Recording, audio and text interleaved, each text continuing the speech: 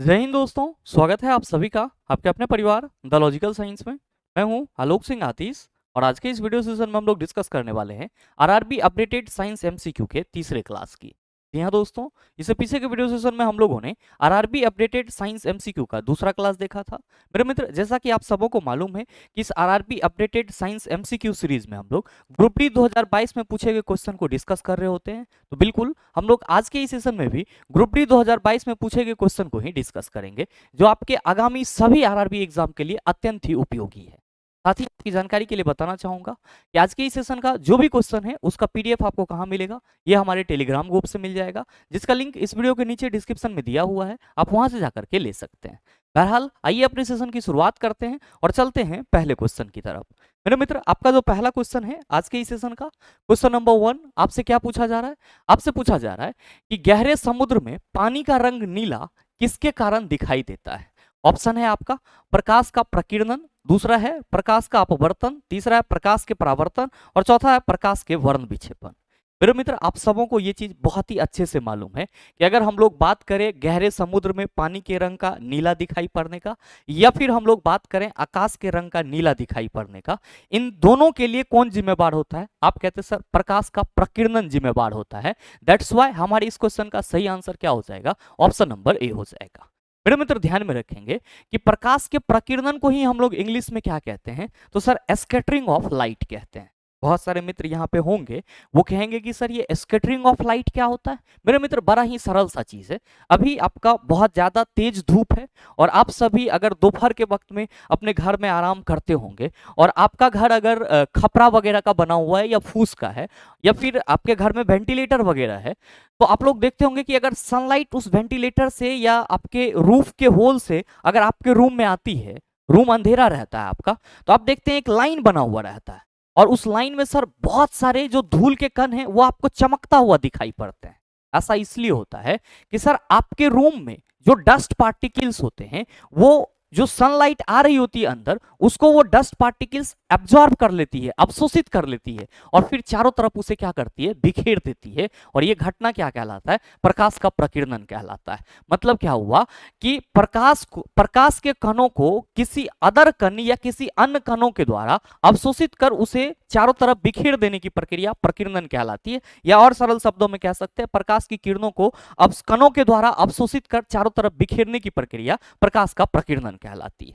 मेरे मित्र, ध्यान दीजिएगा कि प्रकाश के प्रकीर्णन का आपका बेस्ट एग्जांपल सर जंगल में जब अगर आप घूमने जाते होंगे या अगर आप चिड़ियाघर वगैरह घूमने गए होंगे, तो वहां पे देखे होंगे कि सर इस तरह का आपको कैनोपी बनता हुआ लाइट का नजर आता है। ये आप देख रहे हैं सर, इस तरह से जो आपका लाइट है, ये किसके चलते हो रहा है? तो सर प्रकाश के प्रकीर्णन के चलते ही हो रहा है। और आपके एग्जाम में ये क्वेश्चन पूछा भी जाता है कि जंगल में जो कैनोपी बनता है सूर्य प्रकाश से, सर वो किस घटना के चलते होता है? आप कहेंगे प्रकाश के प्रकीर्णन के चलते होता है। आकाश का रंग नीला किसके चलते दिखाई पड़ता है? प्रकीर्णन के चलते दिखाई पड़ता है। गहरे समुद्र में पानी का रंग किसके चलते दिखाई पड़ता है? सर प्रकीर्णन के चलते दिखाई पड़ता है। अब मेरे मित्र, सवाल ये है यहाँ पे कि सर अगर हम लोग बात करें गहरे समुद्र में पानी का रंग नीला दिखाई पड़ने का, तो यहाँ पे क्या होता है कि सिर्फ और सिर्फ हमको नीला कलर ही दिखाई पड़ता है, बाकी के और कलर नहीं दिखाई पड़ते। हम ये समझ रहे हैं कि यहाँ पे जो नीला कलर है उसका प्रकीर्णन हो रहा होगा, इसीलिए हमको गहरे समुद्र में पानी का रंग नीला दिखाई पड़ता है। लेकिन सर जो व्हाइट लाइट होती है, मतलब जो श्वेत प्रकाश होती है, वो तो 7 रंगों का मिश्रण होता है। तो फिर सर और रंग कहाँ चले जाते हैं?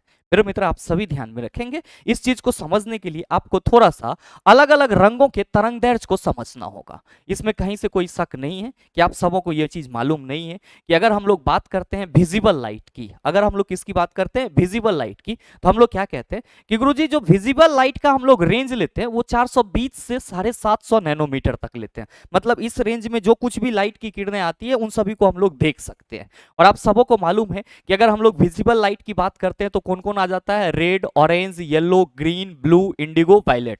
ये सब के सब क्या कहलाते हैं सर? विजिबल लाइट कहलाते हैं।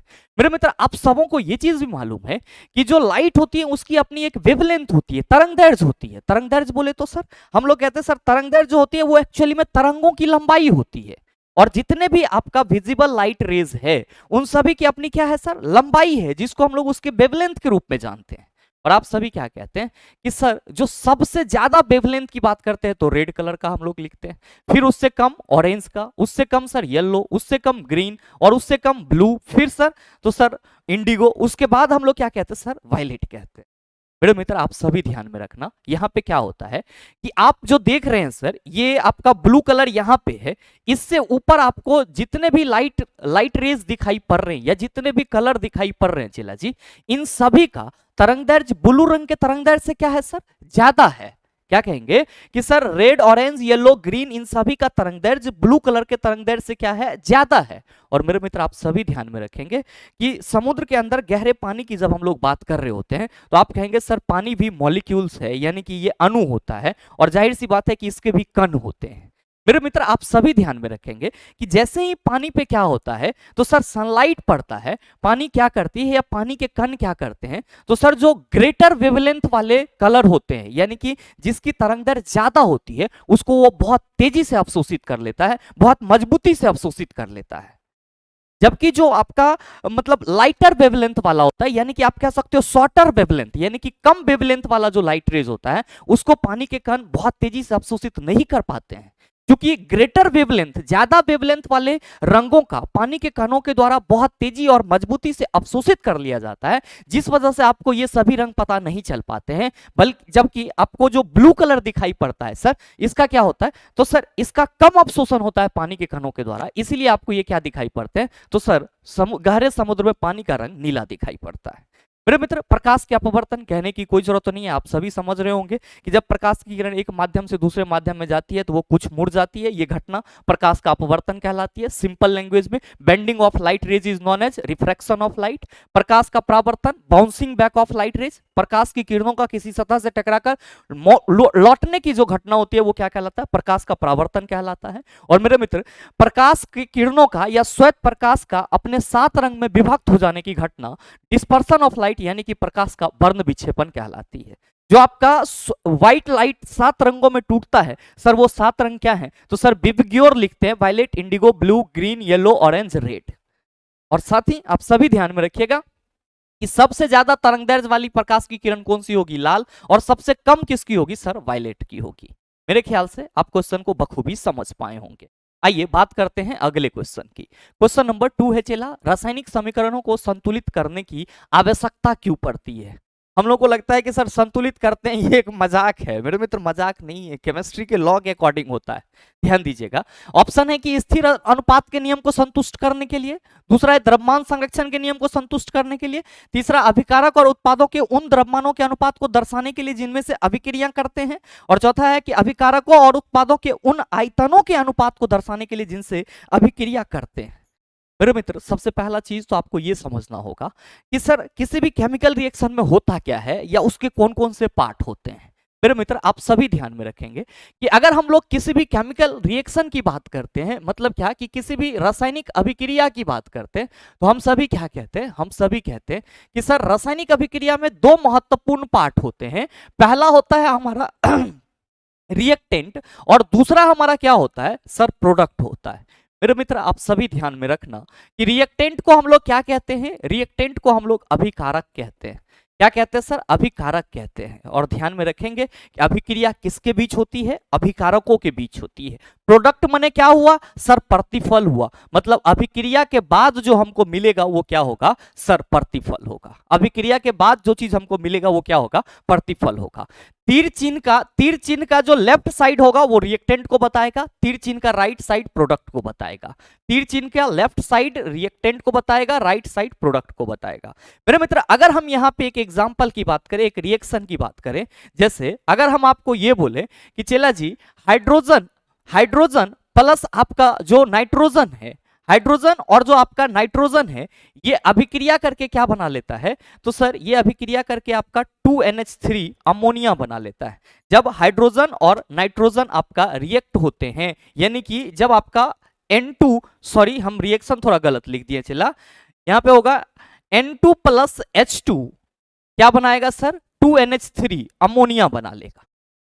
मेरे मित्र आप सभी देखना कि यहां पे तीर चिन्ह के लेफ्ट साइड में क्या है, आप कहेंगे सर N2 प्लस H2, तो N2 प्लस H2 हमारा क्या हो जाएगा, आप कहेंगे अभिकारक हो जाएगा।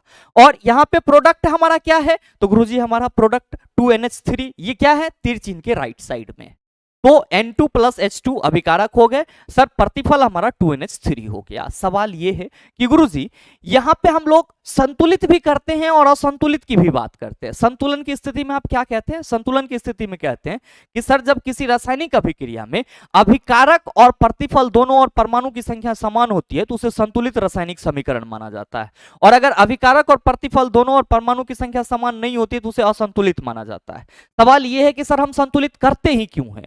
मेरे मित्र संतुलित इसीलिए करते हैं ताकि जो केमिकल रिएक्शन है वो द्रव्यमान संरक्षण नियम का पालन कर सके, मास कंजर्वेशन रूल का पालन कर सके। क्यों, क्योंकि सर मास कंजर्वेशन रूल कहता है कि किसी भी रासायनिक अभिक्रिया में जितना हमारा अभिकारक का द्रव्यमान होगा उतना ही हमारा क्या होगा, प्रतिफल का द्रव्यमान होगा। मतलब किसी भी रासायनिक अभिक्रिया में जो अभिकारक और प्रतिफल का द्रव्यमान होता है वो हमेशा नियत होता है, या आप कह सकते हो संरक्षित होता है। क्योंकि जब हम लोग असंतुलित रासायनिक समीकरण की बात करते हैं तो हम लोग कहते हैं सर इसमें परमाणु की संख्या समान नहीं होती है, जिस वजह से अभिकारक और प्रतिफल दोनों और जो हमारा द्रव्यमान होगा वो डिफर हो जाएगा। जैसे कि आप यहाँ पे देख रहे हो नाइट्रोजन है और हाइड्रोजन है, आप सभी क्या कहोगे कि गुरुजी यहाँ पे नाइट्रोजन के 2 परमाणु हैं और हाइड्रोजन के कितने हैं, 2 परमाणु हैं। जबकि इधर आप कहोगे 2NH3 है, गुरुजी इधर नाइट्रोजन के 2 परमाणु हैं और हाइड्रोजन के कितने हैं, 6 परमाणु हैं। अब अगर आप यहाँ पे अनुभार निकालेंगे, अभिकारक का अलग और प्रतिफल का अलग, जोड़ के बराबर करेंगे तो देखेंगे असमान है। कैसे, तो ध्यान दीजिएगा, नाइट्रोजन के 1 परमाणु का द्रव्यमान कितना होता है, 14, यहाँ पे 2 गो है तो 14 दूना 28 हो जाएगा, प्लस हाइड्रोजन के 1 परमाणु का द्रव्यमान 1, 28 दो कितना हो गया सर, 30। अब यहाँ पे आइए 2NH3 की बात कर लेते हैं, तो आप कहेंगे सर नाइट्रोजन तो यहाँ पे 28 होगा ही, साथ ही हाइड्रोजन कितना हो जाएगा, तो गुरुजी हाइड्रोजन जो है वो यहाँ पे 6 है, तो हमारा हाइड्रोजन जो, क्योंकि 2H3 ये भी आएगा चिल्ला, तो हाइड्रोजन 6 है तो हम क्या कहेंगे सर, ये 6 लेंगे इसका एटॉमिक मास और 2834 हो गया। मतलब अभिकारक आपका 30 ग्राम है अगर ग्राम में व्यक्त करें, और प्रतिफल आपका क्या है 34 ग्राम। तो मेरे मित्र यहाँ पे क्या देख रहे हैं कि दोनों और अभिकारक और प्रतिफल दोनों और जो द्रव्यमान है वो संरक्षित नहीं रह रहा है, इसीलिए हम लोग केमिस्ट्री में असंतुलित रासायनिक समीकरण की बात नहीं करते। किसकी बात करते हैं, संतुलित रासायनिक समीकरण की बात करते हैं। क्यों करते हैं, ताकि अभिकारक और प्रतिफल दोनों और जो द्रव्यमान है वो क्या हो सर, संरक्षित रह सके सर, बराबर रह सके, नियत रह सके। मेरे मित्र ध्यान में रखेंगे कि अगर हम इसी समीकरण को यहाँ पे संतुलित करने की कोशिश करेंगे तो हम लोग क्या कहेंगे कि गुरुजी यहाँ पे अगर हम संतुलित करते हैं इसको, तो नाइट्रोजन इधर 2 है और इधर नाइट्रोजन 2 है, तो नाइट्रोजन तो हमारा संतुलित है।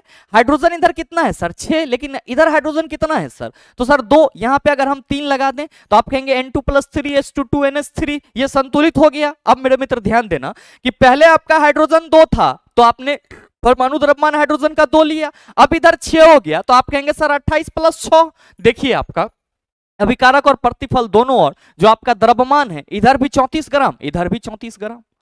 मेरे मित्र हम सभी ये चीज हमेशा याद रखेंगे कि किसी भी रासायनिक समीकरण को संतुलित किस लिए किया जाता है, तो आप कहेंगे ताकि वो द्रव्यमान संरक्षण नियम का पालन कर सके। तो सही आंसर क्या होगा, ऑप्शन नंबर बी हो जाएगा।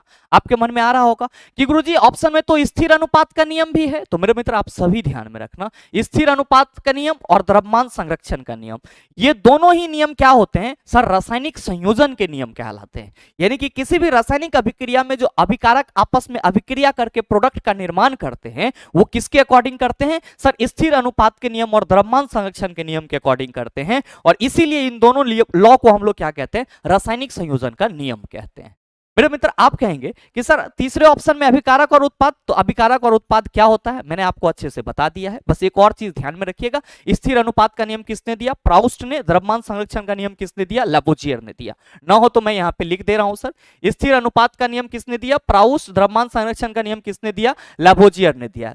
स्थिर अनुपात नियम क्या कहता है कि किसी भी यौगिक में उसके अवयवी तत्व हमेशा एक निश्चित अनुपात में होते हैं। जैसे कि अगर हम लोग वाटर की बात करते हैं तो वाटर में अगर हम लोग द्रव्यमान के हिसाब से हाइड्रोजन और ऑक्सीजन का रेशियो निकालेंगे तो सर 1:8 आएगा। अब वाटर हम नदी से प्राप्त करें, चापाकल से प्राप्त करें सर, टंकी में जमा करके रखें, कहीं से भी रखेंगे सर, हाइड्रोजन और ऑक्सीजन का रेशियो क्या होगा, 1:8 ही होगा। ये हमेशा ध्यान में रखना, किसके अकॉर्डिंग, तो sir law of definite proportion, स्थिर अनुपात के नियम के अकॉर्डिंग। आइए बात करते हैं अगले क्वेश्चन की। अगला क्वेश्चन, क्वेश्चन नंबर 3, दी गई द्वि विस्थापन अभिक्रिया में ए और बी के स्थान पर क्रमशः क्या आएगा।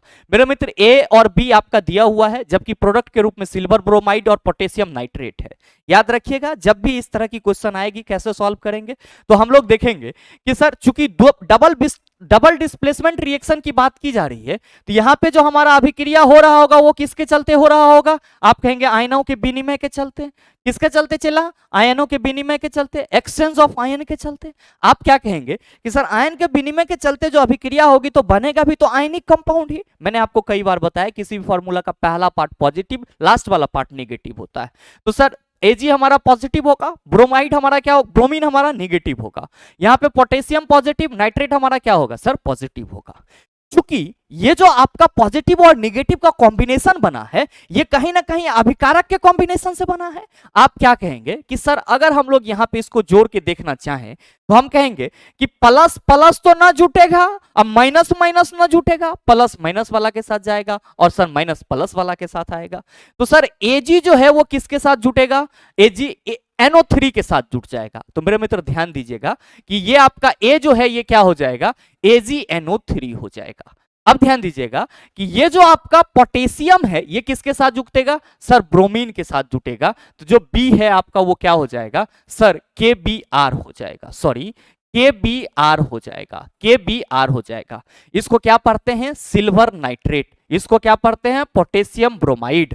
और जब सिल्वर नाइट्रेट और पोटेशियम ब्रोमाइड रिएक्ट करेगी तब क्या बनाएगी, सिल्वर ब्रोमाइड और पोटेशियम नाइट्रेट बनाएगी। क्या बनाएगी सर, पोटेशियम नाइट्रेट बनाएगी। तो सही आंसर कौन लेके जाएगा, ऑप्शन नंबर ए लेके जाएगा।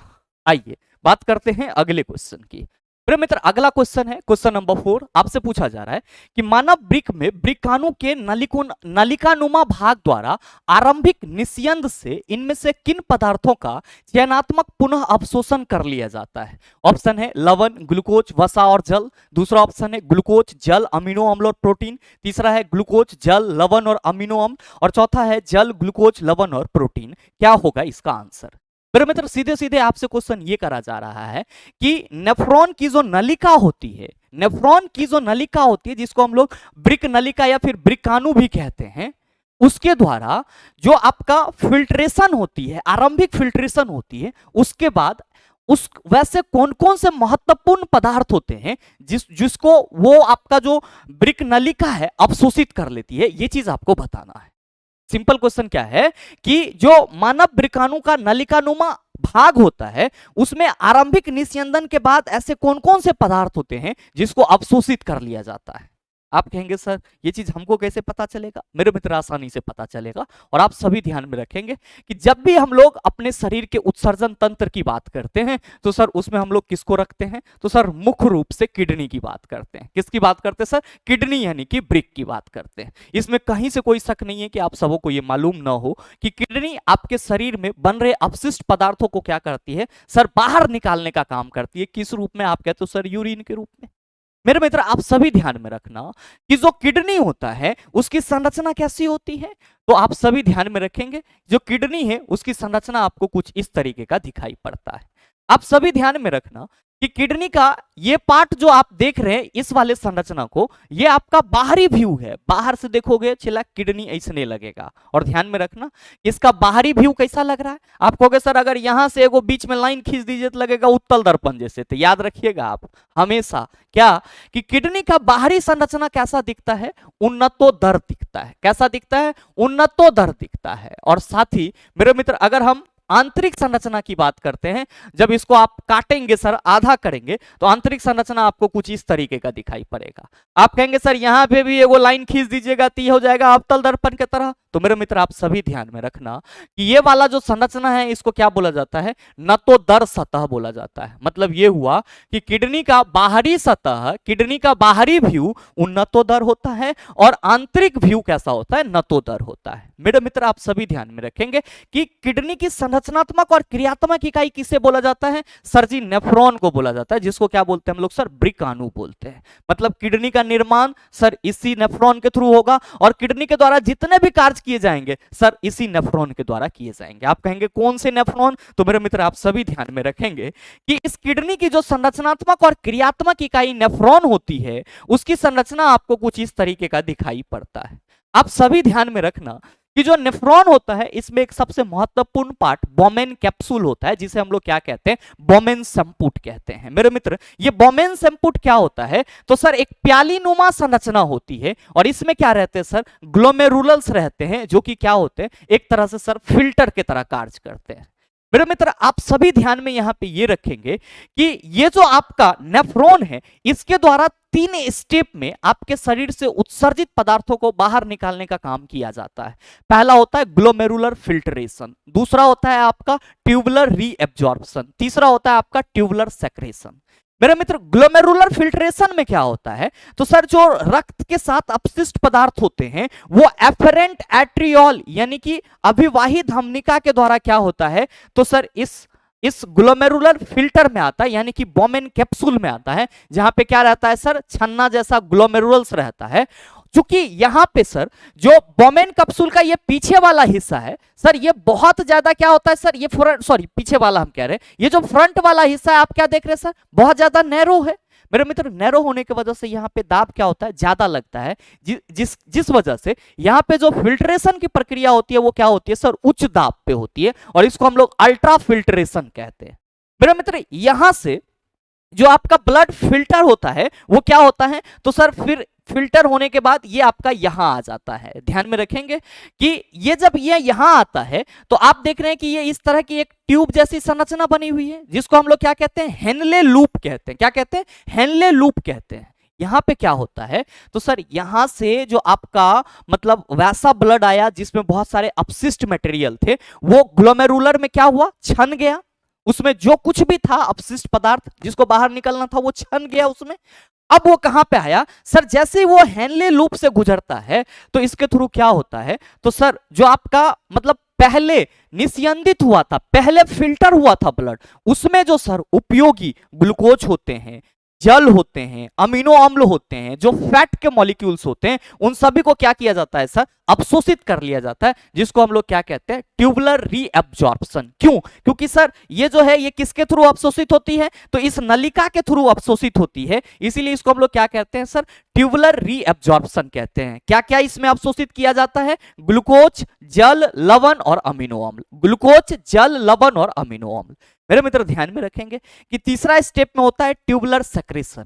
कुछ ऐसी भी चीजें होती है जो सर सेक्रेट्स होती है, स्रावित होती है, और फिर क्या होता है? तो सर फाइनल चरण में जो चीजें बॉडी से बाहर जानी होती है उसको सर क्या किया जाता है? बॉडी से बाहर भेज दिया जाता है, और फिर आपका क्या होता है? तो सर जो यूटिलाइज मटेरियल होता है वो आपके बॉडी में यूज होते रहता है। ध्यान में रखेंगे कि अगर एक बार फिल्ट्रेशन की प्रक्रिया संपन्न हो जाने के बाद अगर उसमें फिर से कुछ अपशिष्ट पदार्थ रह जाता है तो वो फिर क्या होता है? तो सर एफरेंट आर्ट्रियोल के थ्रू कहां पे आ जाता है सर? इस ग्लोमेरुलर फिल्ट्रेशन के जगह पे आ जाता है, और फिर से उसका क्या होता है? तो सर सेम प्रोसेस के थ्रू फिल्ट्रेशन होना शुरू हो जाता है। मतलब ये हुआ कि सर यहाँ पे जो क्वेश्चन करा जा रहा है कि मानव वृक्क में वृकाणु के नलिकानुमा भाग द्वारा आरंभिक निस्यंद से इनमें से किन पदार्थों का चयनात्मक पुनः अवशोषण किया जाता है, किन पदार्थों का ट्यूबुलर रीअब्जॉर्प्शन होता है? तो हम लोग क्या कहेंगे? हम लोग कहेंगे सर ग्लूकोज, फिर क्या कहेंगे? वाटर, फिर क्या कहेंगे सर? सॉल्ट, और फिर क्या कहेंगे सर? Amino acid. फिर क्या कहेंगे? Amino acid. देख लीजिए किस ऑप्शन में है। आप कहेंगे सर सी में है, तो बिल्कुल आपके इस क्वेश्चन का सही आंसर ऑप्शन नंबर सी हो जाएगा। आइए बात करते हैं अगले क्वेश्चन की। अगला क्वेश्चन, क्वेश्चन नंबर 5, निम्नलिखित में से कौन सी स्थितियां संभव है? चुंबकीय बल रेखाएं एक दूसरे के समांतर हो सकती है। दूसरा है चुंबकीय बल रेखाएं स्वकेंद्रित वृत्त हो सकती है। चुंबकीय बल रेखाएं एक दूसरे को प्रतिच्छेदित कर सकती है। सर कभी नहीं। आप सबों को मालूम है कि अगर हम लोग चुंबकीय बल रेखा यानी कि मैग्नेटिक फील्ड की बात करते हैं तो कहते हैं सर अगर किसी क्षर मैग्नेट में अगर किसी हम लोग क्षर चुंबक के चुंबकीय क्षत्र रेखा की बात करेंगे तो सर कहां से स्टार्ट होगा? सर नॉर्थ से स्टार्ट होगा, साउथ पे जाकर खत्म हो जाएगा। आप देख रहे होंगे कि यहाँ पे कहीं पे भी सर एक दूसरे को चुंबकीय क्षेत्र रेखाएं प्रतिच्छेद कर रही है क्या? सर नहीं कर रही है, और कभी भी नहीं करती है, और अगर करेगी तो दो डायरेक्शन हो जाएगा सर, जो कि संभव नहीं है। इसलिए चुंबकीय क्षेत्र रेखा हमेशा समांतर होती है। कहां से निकलती है? नॉर्थ पोल से। कहां खत्म होती है सर? साउथ पोल पे जाके खत्म हो जाती है। मेरे मित्र आप सभी ध्यान में रखना कि जब हम लोग किसी धारावाही सीधी चालक तार से विद्युत धारा प्रवाहित करते हैं तो वहां पे भी चुंबकीय क्षेत्र उत्पन्न होता है, और जो चुंबकीय क्षेत्र उत्पन्न होता है सर वो स्वकेंद्रित वृत्त के रूप में होता है। आप कहेंगे आपको कैसे पता चला? मेरे मित्र इसी के लिए तो मैक्सवेल ने अपना दक्षिण हस्त अंगुष्ठ नियम दिया था। आप सभी इस डायग्राम पे ध्यान देना। यहाँ पे ये हमारा क्या है? ये हमारा क्या है चला? आप कहेंगे सर ये हमारी सीधी रेखा है, सॉरी सीधी रेखा कह रहे, सीधी तार सर। अब सीधी तार से क्या हो रही है सर? आई करंट फॉलो हो रही है। अब इससे करंट फॉलो होने पे चुंबकीय क्षेत्र हमारा कैसे बनेगा? तो मैक्सवेल ने बताया कि अगर इस सीधी चालक तार को हम लोग क्या करेंगे सर, अपने दक्षिण हस्त से यानी कि दाहिने हाथ से कुछ इस तरह से पकड़ेंगे कि अंगूठा जो है वो धारा की दिशा को बताएगा। ये सभी उंगलियां किसको बताएगी? चुंबकीय क्षेत्र को बताएगी। अब इस सभी उंगलियां चुंबकीय क्षेत्र को बताएगी तो आपको क्या लगता है कि सर यहां पे एक ऐसा सर्किल का समूह हो जाएगा तैयार जिसका केंद्र क्या होगा सर? जिसका केंद्र एक ही होगा। मतलब साफ है कि सर हर चुंबक में अगर हम लोग चुंबकीय क्षेत्र रेखा की बात करेंगे तो सर ये एक दूसरे को कभी नहीं प्रतिच्छेद करेंगे, हमेशा समांतर होंगे। लेकिन अगर हम लोग सीधे चालक तार से प्रवाहित धारा के बाद चुंबकीय क्षेत्र की बात करेंगे तो हम कहेंगे सर चुंबकीय क्षेत्र रेखाएं यहाँ पे स्वकेंद्रित हो सकती है। और मेरे मित्र ध्यान में रखेंगे कि इस नियम को क्या बोला जाता है? मैक्सवेल का दक्षिण हस्त अंगुष्ठ नियम बोला जाता है। तो आपसे जो सवाल करा जा रहा है कि निम्नलिखित में से कौन सी स्थितियां संभव है, आप कहेंगे चुंबकीय बल रेखाएं एक दूसरे के समांतर हो सकती है, ये स्थितियां संभव है। दूसरा, चुंबकीय बल रेखाएं स्वकेंद्रित वृत्त हो सकती है, सर ये भी संभव है। लेकिन चुंबकीय बल रेखाएं एक दूसरे को प्रतिच्छेद नहीं कर सकती, ये संभव नहीं है। मतलब संभव आपका 1 और 2 है। देख लीजिए किस ऑप्शन में है? कहेंगे सर ऑप्शन नंबर सी में है। आइए बात करते हैं अगले क्वेश्चन की। अगला क्वेश्चन, क्वेश्चन नंबर 6, निम्नलिखित रासायनिक अभिक्रियाओं के लिए संतुलित अभिक्रिया कौन सी है? मेरे मित्र यहाँ पे अभिक्रिया बेरियम सल्फेट माने BaSO4 और साथ ही एल्युमिनियम क्लोराइड मतलब क्या हुआ सर? AlCl3 के बीच हो रही है। तो क्या बन रहा है? बेरियम क्लोराइड BaCl2 बन रहा है, और साथ में क्या बन रहा है sir? Aluminium sulphate Al2SO4 whole 3 बन रहा है। आपका आपसे क्या पूछा जा रहा है कि अगर बेरियम सल्फेट एल्युमिनियम क्लोराइड के साथ अभिक्रिया कर बेरियम क्लोराइड और एल्युमिनियम सल्फेट बनाती है तो इसमें से कौन सा रासायनिक समीकरण ऐसा है जो कि संतुलित है? आप कहेंगे सर कैसे पता चलेगा? तो मेरे मित्र दोनों और परमाणु की संख्याओं को काउंट कर लेते हैं, हमको पता चल जाएगा। ध्यान दीजिएगा कि अगर हम लोग पहले ऑप्शन में देखेंगे तो यहाँ पे बेरियम कितने हैं सर? 2 हैं। और बेरियम अगर 2 हैं तो हम लोग कहेंगे कि सर ये परमाणु की संख्या को हम लोग यहाँ पे काउंट कर लेते हैं। बेरियम 2 और सल्फर आपका कितना है सर? आप कहेंगे सर यहाँ पे 2 है तो सल्फर हमारा 2 ही होगा, और ऑक्सीजन 4 है यहाँ पे 2, तो आपका 4 दूना कितना हो गया सर? 8। यानी कि बेरियम सल्फेट आपका टोटल कितना हो गया? 2 2 4 8 4 12। मेरे मित्र एल्युमिनियम इधर 2 है और क्लोरीन 6 है, तो आपका ये हो जाएगा 6 2 8। कितना हो गया? 6 2 8, और ये आपका 12। अब यहाँ पे देखिए बेरियम 2 और क्लोरीन 2, आपका क्लोरीन 4, तो आप कहेंगे सर ये भी 6 है हमारा।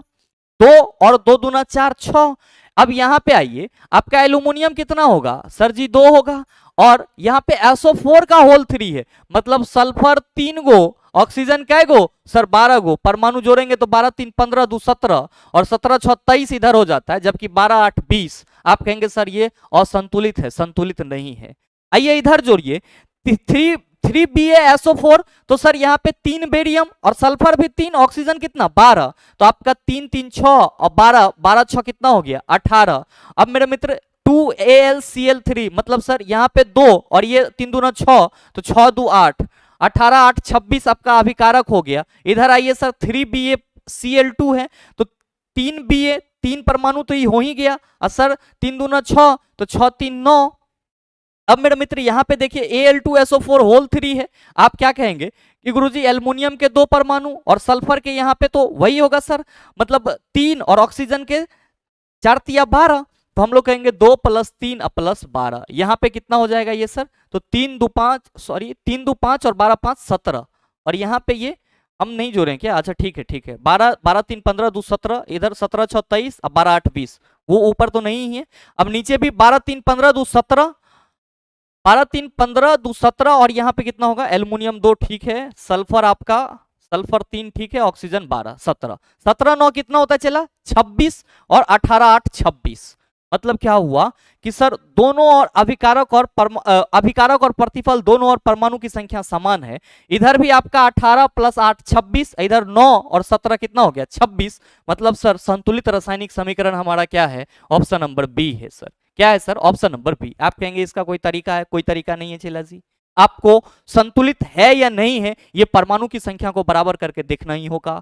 अब काउंट कैसे करेंगे, तो 3 बेरियम है तो बेरियम के 3 परमाणु, सल्फर तो सर सल्फर के 3 परमाणु, ऑक्सीजन ऑक्सीजन के 4, तो 4 तिया 12 ना हो जाएगा। आप कहेंगे 12 ई हो गया, 12 3 15 3 18।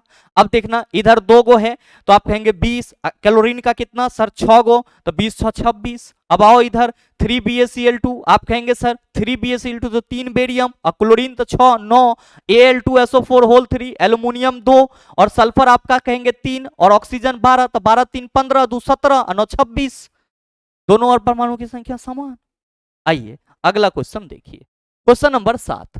चुंबकीय क्षेत्र के लंबवत स्थित कुंडली की गति के कारण उसमें प्रेरित धारा की दिशा निर्धारित करने के लिए इनमें से किस नियम का उपयोग किया जाता है।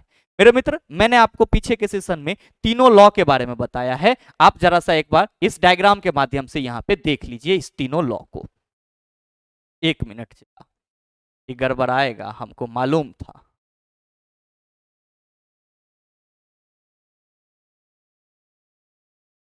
तीनों लॉ को आप देख लीजिए है।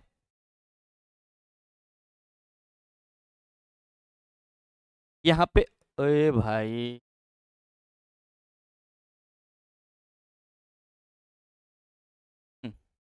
ध्यान दीजिएगा, यहां पे आपसे क्वेश्चन करा जा रहा है कि चुंबकीय क्षेत्र के लंबवत स्थित कुंडली के गति के कारण उसमें प्रेरित धारा की दिशा निर्धारित करने के लिए इनमें से किस नियम का उपयोग किया जाता है।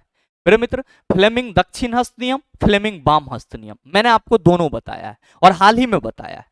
आप सभी क्या कहते हैं कि गुरुजी अगर हम लोग फ्लेमिंग के बामहस्त नियम की बात करते हैं, लेफ्ट हैंड रूल की बात करते हैं, तो हम लोग क्या कहते हैं, हम लोग कहते हैं कि अपने सर लेफ्ट हैंड के 3 उंगली को अंगूठा, तर्जनी और मध्यमा को हम लोग कुछ इस तरीके से रखते हैं जो कि आप देख रहे होंगे यहाँ पे।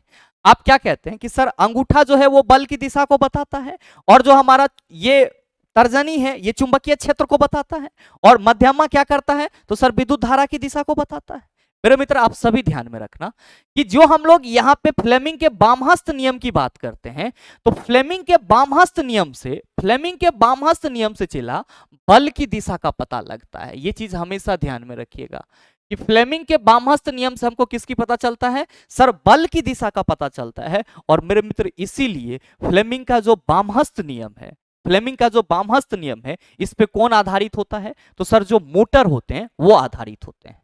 लेकिन मेरे मित्र अगर हम लोग फ्लेमिंग के दक्षिण हस्त नियम की बात करते हैं तो हम लोग क्या कहते हैं कि सर अपने दाहिने हाथ की 3 उंगली को हम लोग कुछ इस तरीके से करते हैं और क्या कहते हैं कि अंगूठा गति को बताता है। अंगूठा किसको बताता है सर, गति को बताता है। और जो तर्जनी है ये चुंबकीय क्षेत्र को बताता है और सर जो मध्यमा है वो क्या बताता है, प्रेरित धारा को बताता है।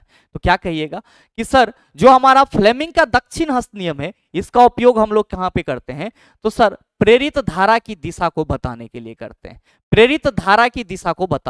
करते हैं, और मेरे मित्र आप सभी ध्यान में रखना कि डायनेमो आप कहेंगे सर उससे तो करंट लेते हैं, किस सिद्धांत पे कार्य करेगा, आप कहेंगे दक्षिण हस्त नियम पे कार्य करेगा।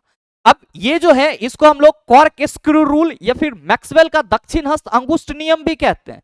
इससे क्या होता है, तो सर सीधी धारावाही चालक तार में अगर विद्युत धारा प्रवाहित हो रही होती है तो चुंबकीय क्षेत्र का पता लगाया जाता है। अब आप आइए क्वेश्चन पे, कहा जा रहा है कि चुंबकीय क्षेत्र के लंबवत स्थित कुंडली की गति के कारण उसमें प्रेरित धारा की दिशा निर्धारित करने के लिए इनमें से किस नियम का उपयोग किया जाता है। आप कहेंगे सर प्रेरित धारा की दिशा की बात की जा रही है, हम लोग कहेंगे फ्लेमिंग के दाएं हाथ का नियम। मैक्सवेल का कॉर्क स्क्रू रूल, तो सर ये वाला होगा। दाएं हाथ के अंगूठे नियम, सर मैक्सवेल का कॉर्क स्क्रू रूल और दाएं हाथ का अंगुष्ठ नियम वही है सर। मैक्सवेल के दक्षिण हस्त अंगुष्ठ नियम को ही क्या कहा जाता है, कॉर्क स्क्रू नियम कहा जाता है। और फ्लेमिंग के बाएं हाथ के नियम से क्या पता चलेगी, आप कहेंगे बल की दिशा पता चलेगी। कोई दिक्कत नहीं हुआ होगा। नेक्स्ट क्वेश्चन देखिए, क्वेश्चन नंबर 8। कहा जा रहा है एक छात्र किसी गोलीय दर्पण का उपयोग करके एक कागज पर सूर्य का एक स्पष्ट प्रतिबिंब फोकस करता है जो कुछ समय बाद जलने लगता है। दर्पण के बारे में इनमें से कौन से कथन सही हैं। यह अवतल गोलीय दर्पण है, इसकी फोकस दूरी धनात्मक होती है। यह एक अभिसारी दर्पण है। 1 और 3 दोनों सही होंगे। आपका दूसरा ऑप्शन है 1, 2 और 3 सही है, 2 और 3 दोनों, 1 और 2 दोनों। क्या होगा इसका आंसर? मेरे मित्र आपसे क्वेश्चन करा जा रहा है कि एक छात्र किसी गोलीय दर्पण का उपयोग करके एक कागज पर सूर्य का एक स्पष्ट प्रतिबिंब फोकस करता है जो कुछ समय बाद जलना शुरू कर देता है। मेरे मित्र इस तरह का प्रैक्टिकल आप लोगों ने भी अपने स्कूल टाइम में जरूर करा होगा। इस तरह का प्रैक्टिकल आप लोगों ने भी अपने स्कूल टाइम में जरूर करा होगा। जब हम लोग पढ़ते थे तो उस समय ज्योमेट्री बॉक्स आता था ना सर, जिसको हम लोग प्रैक्टिकल बॉक्स कहते थे। मेरे मित्र ध्यान में रखेंगे कि उसमें आपको इस तरह का एक लेंस मिलता था, और आप सभी ध्यान में रखना कि इसको हम लोग एक्चुअली में क्या कहते हैं, मैग्नीफाइंग ग्लास कहते हैं। यूं तो आप सभी ध्यान में रखेंगे कि मैग्नीफाइंग ग्लास में कौन से लेंस का उपयोग किया जाता है, उत्तल लेंस का। और हम सभी क्या कहते हैं कि सर अगर बात की जाएगी उत्तल लेंस की, या फिर अगर बात की जाएगी किसकी, अवतल दर्पण की, तो हम सभी कहते हैं इस दोनों का नेचर कैसा होता है। आप कहते हैं सर अभिसारी होता है। कैसा होता है? अभिसारी होता है। मतलब ये हुआ कि सर अगर उत्तल लेंस पर प्रकाश की किरणें समांतर रूप से पड़ रही है तो वो एक बिंदु पर केंद्रित हो जाएगी, और अगर अवतल दर्पण पे सर प्रकाश की किरणें समांतर रूप से पड़ रही है तो सर सारी प्रकाश की किरणें एक बिंदु पे केंद्रित हो जाएगी। मतलब दोनों अभिसारी गुण वाले होते हैं। ध्यान देंगे कि चूंकि जो मैग्नीफाइंग ग्लास होता है उसमें तो हम लोग कहते हैं कि सर उत्तल लेंस का उपयोग किया जाता है, और इसमें भी क्या होता है सर, समांतर प्रकाश की किरणें एक बिंदु पे केंद्रित हो जाती है। लेकिन क्वेश्चन में गोलीय दर्पण का उपयोग किया जा रहा है, तो हम कहेंगे सर जो गोलीय दर्पण है उसमें अवतल दर्पण का नेचर अभिसारी होता है, जिस वजह से इस पर प्रकाश की किरणें पड़ेगी तो ये क्या करेगा सर, एक बिंदु पे केंद्रित करेगा। और जाहिर सी बात है कि सर जब एक बिंदु पर ज्यादा हीट होगा तो जो पेपर है वो जलना शुरू कर देगा। तो मेरे मित्र आपसे ये सवाल करा जा रहा है कि एक छात्र किसी गोलीय दर्पण का उपयोग करके एक कागज पर सूर्य का एक स्पष्ट प्रतिबिंब फोकस करता है जो कुछ समय बाद जलने लगता है। दर्पण के बारे में इनमें से कौन सा कथन सही है? तो पहला स्टेटमेंट तो सर ये सही है कि सर दर्पण के रिगार्डिंग ये अवतल हमारा, ये गोलीय दर्पण हमारा अवतल दर्पण है। और दूसरा मेरे मित्र आप सभी ध्यान में रखना कि यहाँ पे दिया हुआ है कि इसकी फोकस दूरी धनात्मक होती है। आप कहेंगे सर अगर अवतल दर्पण ये है हमारा तो फोकस दूरी यहाँ पे हमारा क्या होगा, ये फोकस पॉइंट होगा। और अगर प्रकाश की किरण के अगर प्रकाश की कोई किरण मुख्य अक्ष के समांतर आएगी तो सर वो एक बिंदु से होकर के गुजर जाएगी। सॉरी, वो बिंदु आपका फोकस ही होगा। चला ऐसे अगर आएगी तो ये अगर यहां से गुजर रही तो ये फोकस ही होगा। अब ये अगर P है तो सर यहां से लेकर के यहां तक की दूरी क्या होगी, आप कहेंगे F। आप क्या कहिएगा कि सर आपतित प्रकाश की दिशा ये है। अब अगर हमको अवतल दर्पण का फोकस दूरी बताना होगा तो अवतल दर्पण का फोकस दूरी तो P से लेकर के F तक होगा। तो आपतित प्रकाश के विपरीत दिशा में हम दूरी को मापेंगे तो हम कहेंगे सर इसकी तो फोकस दूरी ऋणात्मक होगी, लेकिन स्टेटमेंट में कहा जा रहा है इसकी फोकस दूरी धनात्मक होती है। गलत है सर। दूसरा है कि यह एक अभिसारी दर्पण है, आपको जस्ट अभी मैंने बताया है। मतलब क्या कि हमारा स्टेटमेंट 1 और हमारा स्टेटमेंट 3 ये दोनों क्या हैं सर, सही हैं। देख लीजिए किस ऑप्शन में है। आप कहेंगे सर 1 और 3 हमारे पहले ही ऑप्शन में है, तो बिल्कुल आपके इस क्वेश्चन का सही आंसर ऑप्शन नंबर ए हो जाएगा।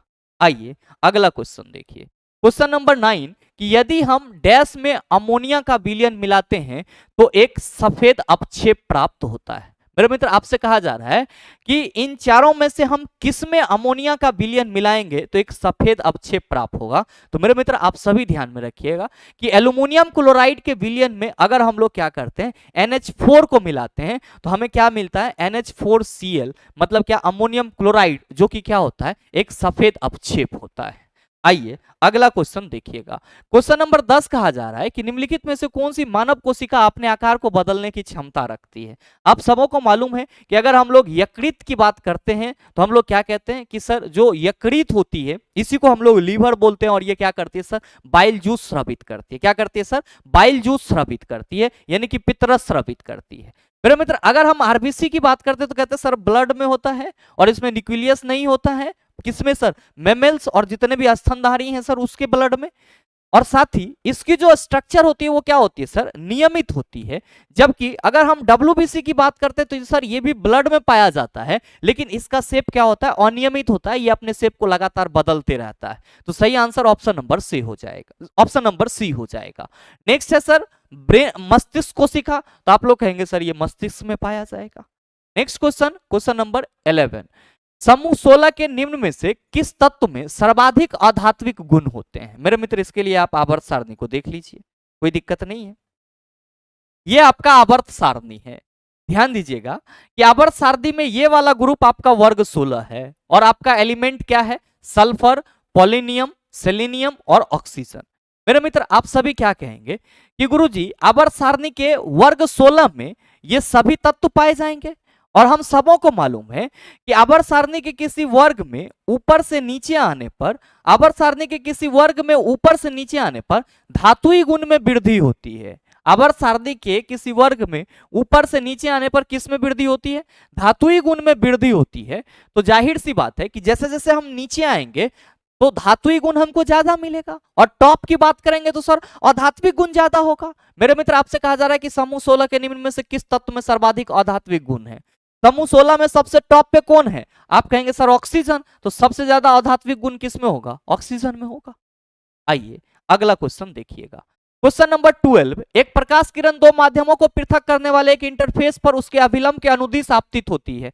अभिलंब के अनुदिश आपतित होगी तो परावर्तित तो क्या होगी सर, सॉरी परावर्तित और अपवर्तित दोनों क्या होगी सर, अभिलंब के अनुदिश ही होगी। इसीलिए परावर्तन कोण और आपतन कोण, और सर आपतन कोण और अपवर्तन कोण 0 होगा। सही आंसर ऑप्शन नंबर सी होगा। नेक्स्ट देखिएगा, क्वेश्चन नंबर 13। निम्न में से किस जीव में लिंग का निर्धारण अनुवांशिक रूप से नहीं होता है, चला जी घोंघा, याद रखने वाला बात है। Question number 14। न्यूलैंड के अष्टक में निम्न दो तत्वों के गुण समान पाए गए थे, lithium sodium, sodium magnesium, hydrogen thorium, calcium और क्लोरीन। क्या कहिएगा कि गुरुजी न्यूलैंड ने अपना अष्टक नियम तो जरूर दिया था, लेकिन उस समय वो क्या बकैती कर गए थे कि सर टोटल 56 तत्व ही ज्ञात हैं। और मेरे मित्र ये जो 56वां तत्व था वो क्या था, थोरियम, पहला तत्व हाइड्रोजन। तो जाहिर सी बात है कि इस दोनों का गुण तो मैच नहीं करेगा, तो हाइड्रोजन और थोरियम वाला ऑप्शन तो इसी चला गया चला।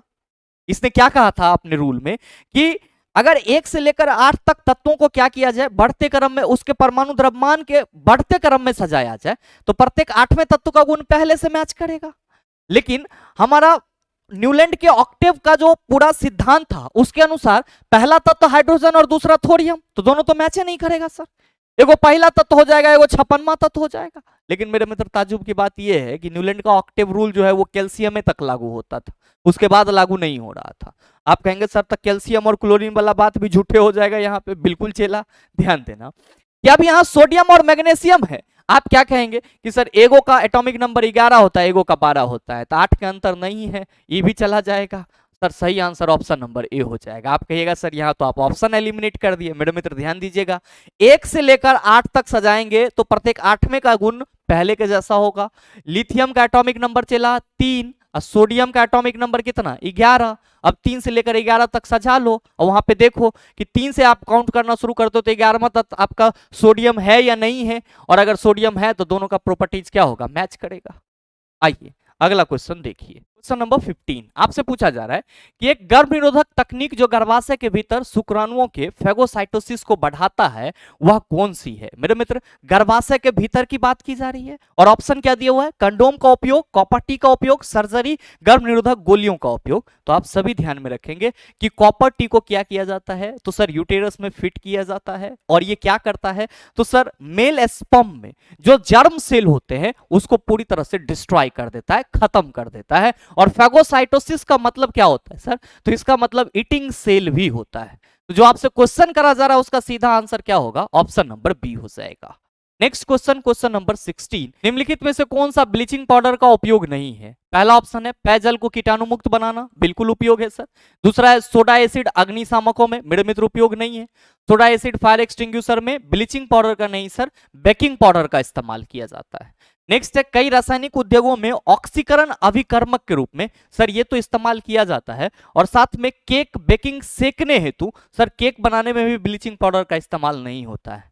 ध्यान देंगे कि आपका ऑप्शन है 3, 4, 2 और 1। मेरे मित्र यहाँ पे ऑप्शन 2-2 करके देना चाहिए, तो या तो टाइपिस्ट का मिस्टेक है या कुछ और दिक्कत है।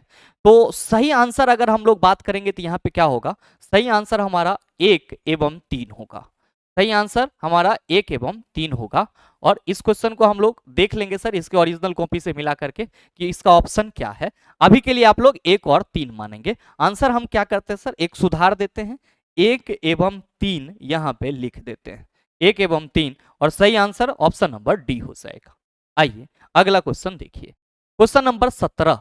आपसे कहा जा रहा है कि कार के रियर व्यू दर्पण के रूप में प्रयुक्त एक उत्तल दर्पण की फोकस दूरी 2 मीटर है। यदि कोई बस दर्पण से 3 मीटर की दूरी पर स्थित है तो उसका प्रतिबिंब कहां पे बनेगा। चला ये हमारा क्या हो जाएगा, उत्तल दर्पण, और इसका फोकस दूरी आपके क्वेश्चन में कितना दिया हुआ है सर, फोकस दूरी जो है वो 2 मीटर दिया हुआ है। और क्या है तो सर बस जो है वो 3 मीटर दूर है, तो मान लीजिए कि बस यहां पे है 3 मीटर, तो आपका वस्तु दूरी क्या होगा, आप कहेंगे sir u equal to -3 metre, और फोकस दूरी यहाँ पे क्या हो जाएगा, आप कहेंगे f equal to sir 2 metre. क्या पूछा जा रहा है कि सर उसका प्रतिबिंब कहाँ पे बनेगा, v इक्वल टू व्हाट, क्या कहिएगा सर, दर्पण की बात की जा रही है, 1/f equal to 1/b plus 1/u लगाएंगे, 1/f आपका कितना है चला, आप कहेंगे सर 1/2 और इक्वल टू 1/v प्लस यहाँ पे -3 सेंटीमीटर है तो 1/-3, 1/2 चला 1/v प्लस माइनस 1/3, इधर लाओ 1/2 प्लस 1/3 इक्वल टू 1/v। आप कहेंगे सर जब इसको सॉल्व किया जाएगा तो 3 दूना 6 और द्वितीय 6, 3 दूना 6, ये कितना हो गया चला 5/6, 5/6 क्या 5/6, 5/6 इक्वल टू 1/v, तो v5 equal to 6, v equal to क्या हो जाएगा 6/5, सॉल्व करो चला 6 में 5 से डिवाइड करो तो क्या कहोगे कि सर एक बार में तो हो ही जाएगा और दूसर का बार में पॉइंट डाल के हम कर देंगे सर 1.2, मतलब क्या हुआ कि सर ये दर्पण के पीछे 1.2 मीटर की दूरी पे प्रतिबिंब बनेगा। तो देख लीजिए कि इस ऑप्शन में दर्पण के सामने नहीं सर, दर्पण के सामने कैसे बनेगा, क्योंकि फोकस दूरी 2 मीटर पे है, अब प्रतिबिंब बन रहा है आपका 1.2 मीटर में, कहाँ तो सर इधर वस्तु है उधर, तो सर ये पीछे बनेगा 1.2, हाँ ऑप्शन नंबर सी में दिया हुआ है, दर्पण के पीछे 1.2 मीटर की दूरी पर बनेगा। आइए अगला क्वेश्चन देखिए, क्वेश्चन नंबर 18, निम्नलिखित में से कौन सी विद्युत ऊर्जा की वाणिज्यिक इकाई है, किलोवाट घंटा, कैलोरी, आप लोग कहेंगे सर हम लोग कार्य या ऊर्जा का यूनिट ले सकते हैं, और यहाँ पे अगर हम लोग बात करेंगे वाट सेकेंड की चला तो ये भी कार्य या ऊर्जा का यूनिट होगा, जूल भी कार्य या ऊर्जा का यूनिट होगा। आइए अगला क्वेश्चन देखिए सर, क्वेश्चन नंबर 19, किसी पदार्थ की प्रतिरोधकता इनमें से किस कारक पर निर्भर करती है। सर किसी भी पदार्थ की प्रतिरोधकता उसके तापमान और पदार्थ के प्रकृति पर डिपेंड करती है। सही आंसर क्या हो जाएगा, ऑप्शन नंबर बी हो जाएगा।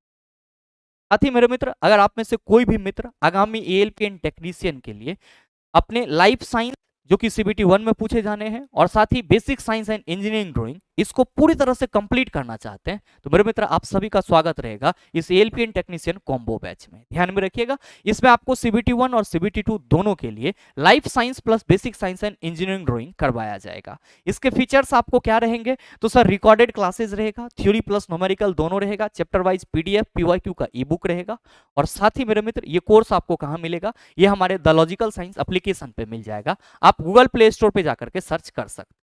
और हाँ अगर आपके मन में इस कोर्स से संबंधित किसी और तरह की जानकारी का मन में आ रहा है कि सर हमें और कुछ इंक्वायरी चाहिए तो मेरे मित्र आप इस नंबर पे कॉल या व्हाट्सएप कर लेंगे तो आपको सारी जानकारी कोर्स के रिगार्डिंग मिल जाएगी। बहरहाल उम्मीद करते हैं यहाँ तक के सभी क्वेश्चन को आप आसानी से समझ पाए होंगे, और आपको इस टाइप का दूसरा प्रश्न दे दिया जाए तो आप सभी उसका बखूबी जवाब दे सकते हैं। साथ ही उम्मीद करते हैं कि ये वीडियो आपको अच्छा लगा होगा। अगर आपको वीडियो अच्छा लगा तो वीडियो को लाइक कीजिएगा, ज़्यादा से ज़्यादा शेयर कीजिएगा, और हाँ अगर आप चैनल पे नए हैं तो सब्सक्राइब करके बेल आइकन दबा लीजिएगा ताकि इस तरह का एग्जाम रिलेवेंट वीडियो का नोटिफिकेशन सबसे पहले आपके पास पहुंचे और आप उसको सबसे पहले देख पाओ। मिलते हैं फिर अगले सेशन में, तब तक के लिए best of luck, thank you, have a nice day.